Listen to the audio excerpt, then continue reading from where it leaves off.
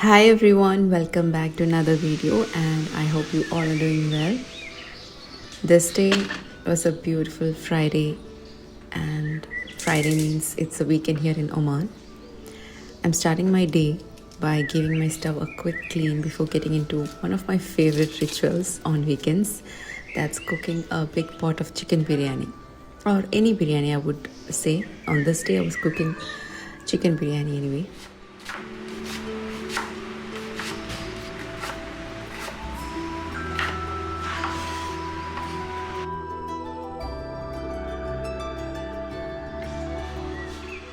Today's lunch is a little more special because we have our cousin coming over, and honestly, nothing brings everyone together quite like homemade biryani.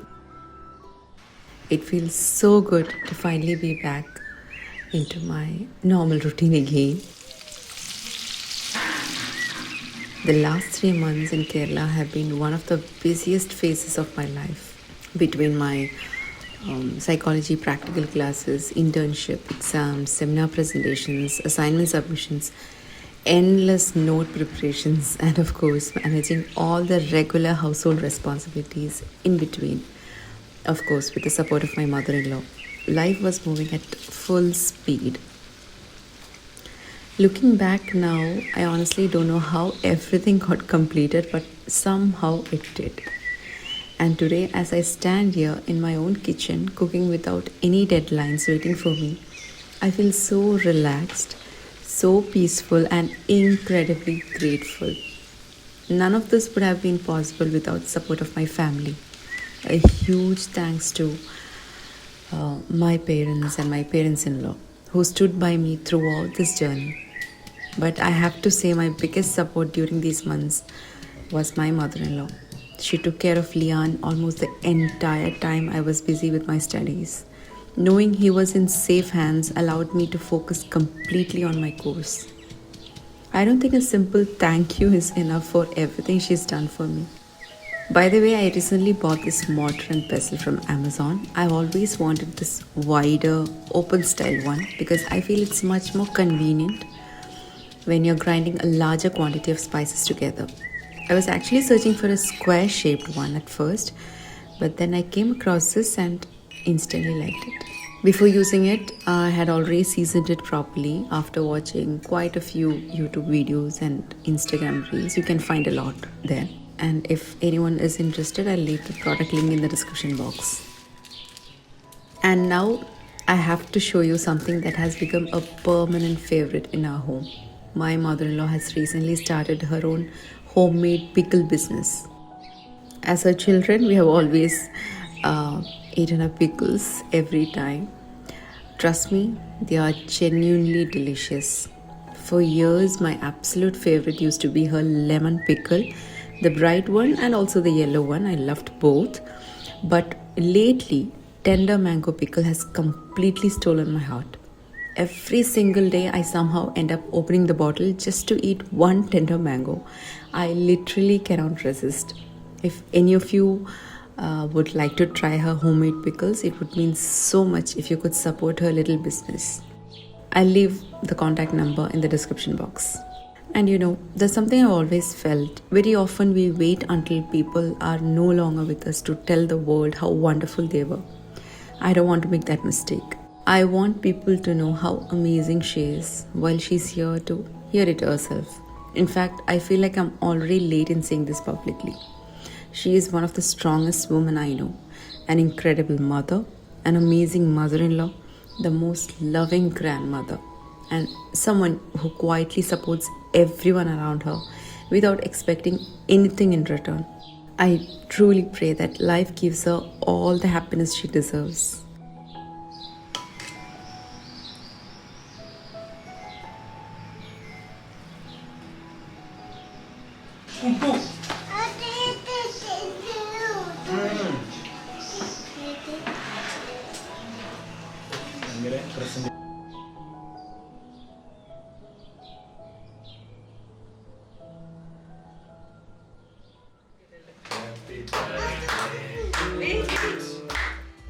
The next day was Rehan's birthday, so we had a cake cutting late night, the previous night. He has officially turned 18. Time really flies. His dad was away on a work trip next day. He was out of Oman, so it was just us at home. I didn't want the day to feel ordinary, so I thought, why not cook something special for him?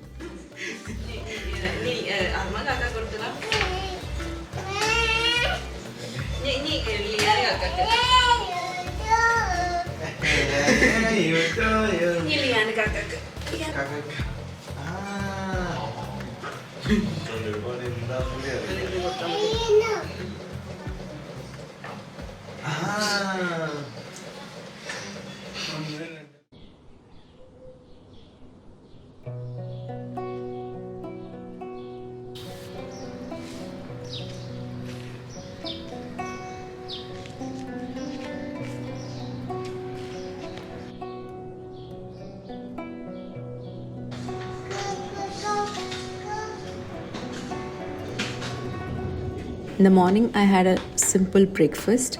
Lately, I've been absolutely loving this hung curd. It's so thick, creamy, and filling. I usually pair it with some fresh fruits, and I love papaya, and I use this most of the days. I recently bought this hung curd maker from Amazon, and I genuinely wish I had bought it much earlier. Before this, I used to make hung curd using a regular strainer. It worked, but the quantity was always limited, and storing it wasn't very convenient. This one is so much easier to use and it gives me a good amount of thick, creamy curd every time. I'll leave the link in the description box in case anyone is looking for one. And now let's fast forward to dinner. For dinner, I decided to make chicken majboos along with homemade focaccia bread and a few other sides that you'll see as the video goes on. I started by marinating one whole chicken. I cleaned it really well, but I didn't cut it into pieces because I wanted it whole. I added all the spices and ingredients, mixed everything nicely, and left in the refrigerator. By the time I started cooking, it had been marinating for around 5 or 6 hours, which gave it plenty of time to absorb all those flavors. If you're planning to make this recipe, you can also marinate it overnight for even better results.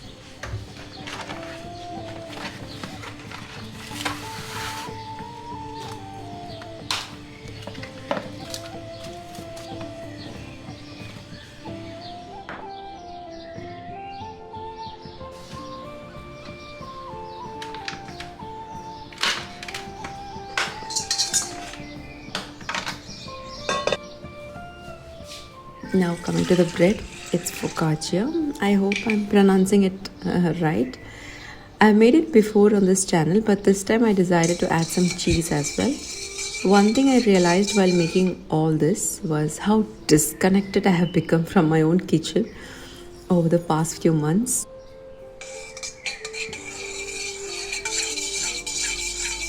For almost 3 months, my entire focus was on completing my course.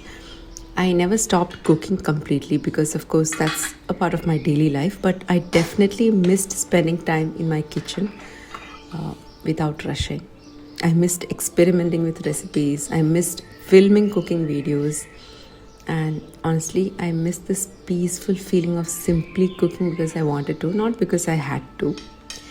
Being in Kerala, it wasn't always practical to create the kind of cooking content I usually enjoy making. So, standing here again, with my familiar utensils, my spice boxes, and everything around me, it almost felt like reconnecting with an old friend.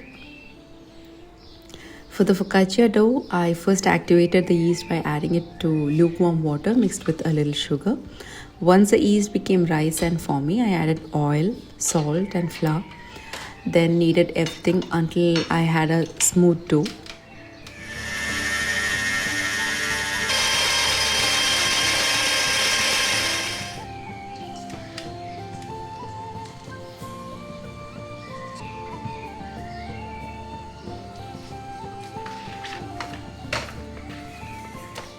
After that, I left it to rise until it doubled in size. Then came the folding process. Every 30 minutes, I folded the dough from all four sides, repeating the same process 4 times. It might sound like a lot, but trust me, that's what gives that focaccia its beautiful texture and those lovely air pockets inside.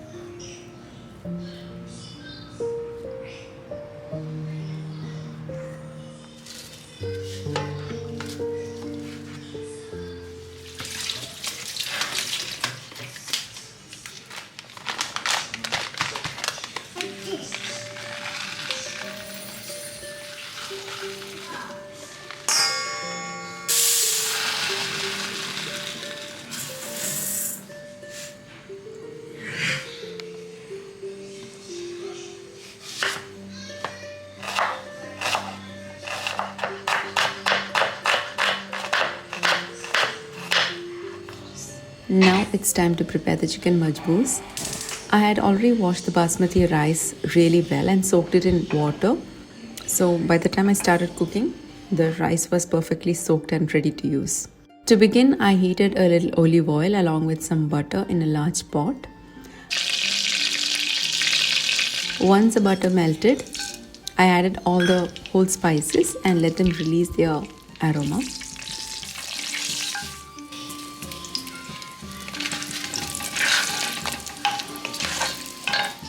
Then in went the chopped onions, which I sauteed until they turned soft and lightly golden. While the onions were cooking, I blended a few tomatoes into a smooth puree.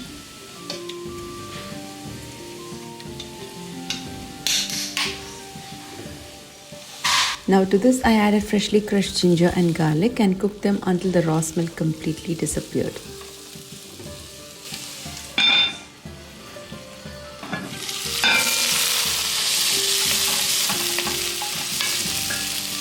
I poured in the tomato puree along with a little tomato paste, giving everything a good mix.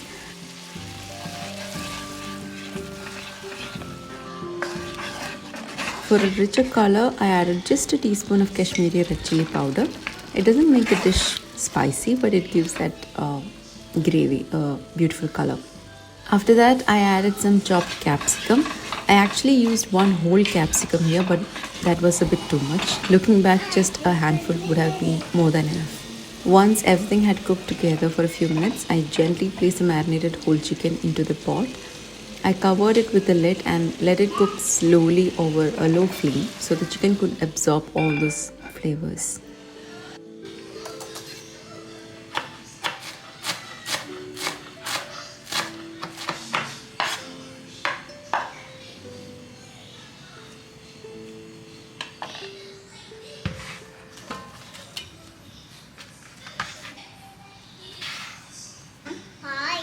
Yellow.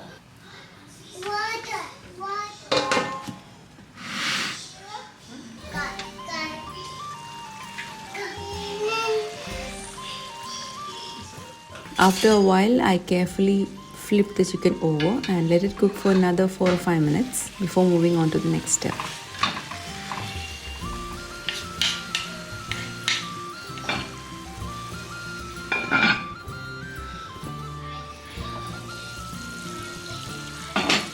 Once the chicken had cooked for a while, remove it onto a plate and keep aside.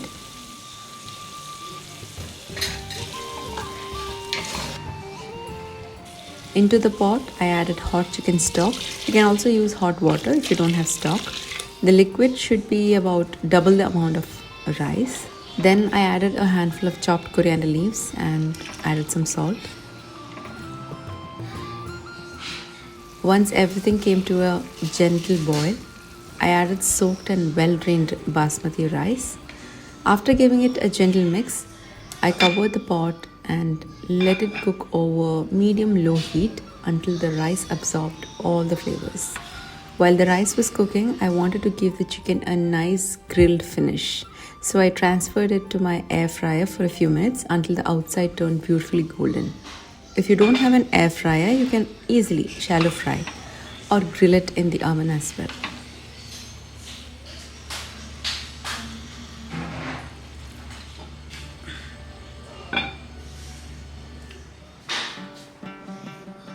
By the time the chicken was ready, all the liquid in the rice had been absorbed and the rice was perfectly cooked. At this stage, be very gentle while mixing the rice so the grains stay long and fluffy. Then I made a little space right in the center of the pot and carefully placed the grilled chicken on top. And finally, to give the majboos that beautiful smoky aroma, I placed a small heat-proof bowl in the center, added a piece of hot charcoal and poured a little oil over it. As soon as the smoke starts rising, I immediately cover the pot with the lid and let everything sit for a few minutes.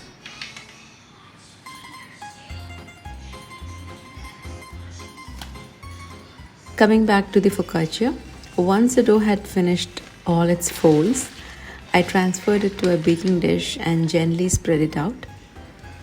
This time I wanted to make it a little more indulgent, so I added a layer of cheese. I fold the dough over it and then spread it out evenly again. On top, I added some sliced onions and a handful of chopped coriander leaves. You can always customize the toppings with your favorite vegetables. If you're looking for more of a pizza style flavor, you can even spread a little pizza sauce before adding the cheese. After that, I used my fingertips to make those classic little dimples all over the dough.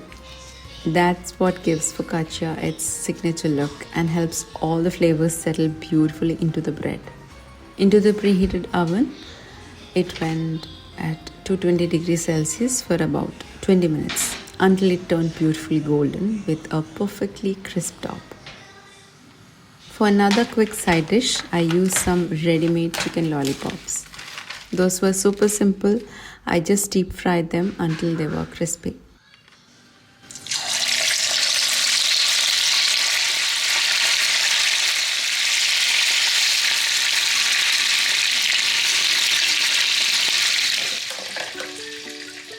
I also made a refreshing dip to go with some fresh cucumber slices. Into a bowl went some hung curd, a spoonful of tahini, chili flakes, a little salt, and finally a drizzle of olive oil to make everything nice and smooth.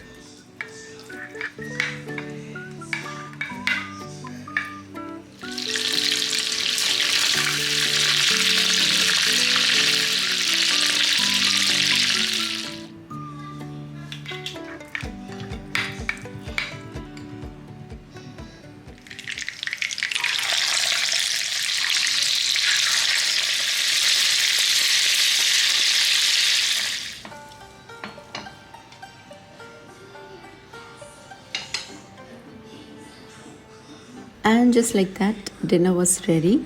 Everything came together so well, and we all sat down to enjoy a lovely family meal.